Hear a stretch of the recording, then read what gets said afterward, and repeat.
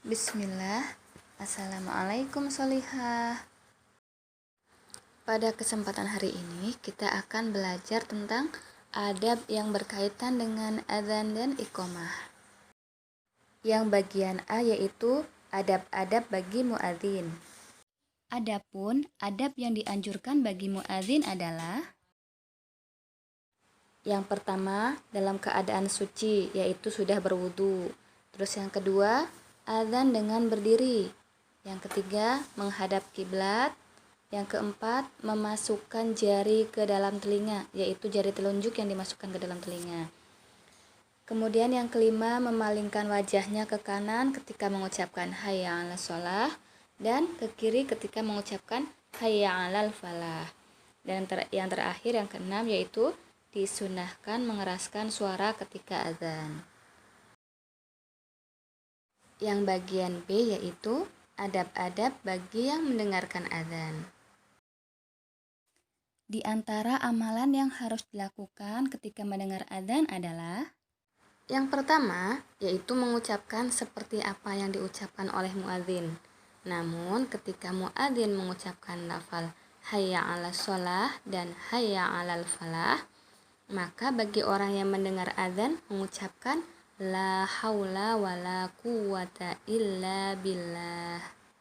Yang kedua yaitu bersolawat pada Nabi Muhammad Sallallahu Alaihi Wasallam.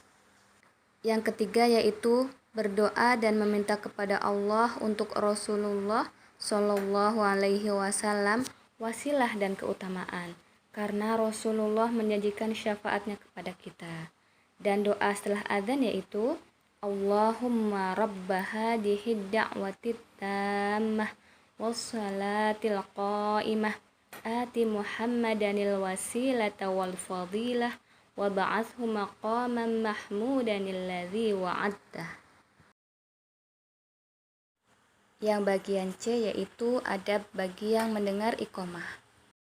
Kita dianjurkan untuk berdiri ketika mendengarkan lafal qad qamatis shalah pada saat iqamah.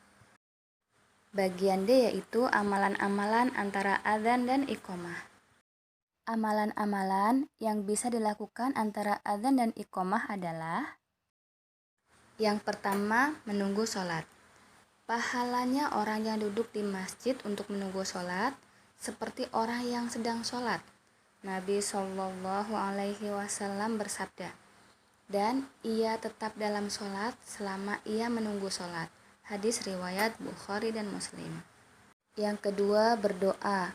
Rasulullah Shallallahu Alaihi Wasallam bersabda, tidak akan ditolak doa antara azan dan iqamah.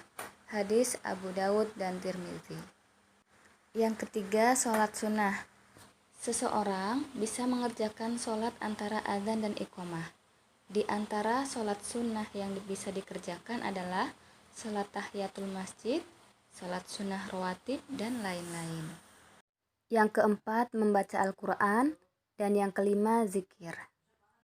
Demikianlah materi yang bisa Ibu sampaikan hari ini. Semoga bermanfaat. Kita tutup dengan kafaratul majlis. Subhanaka Allahumma wa bihamdika asyhadu an la ilaha illa anta astaghfiruka wa atubu ilaik. Assalamualaikum warahmatullahi wabarakatuh.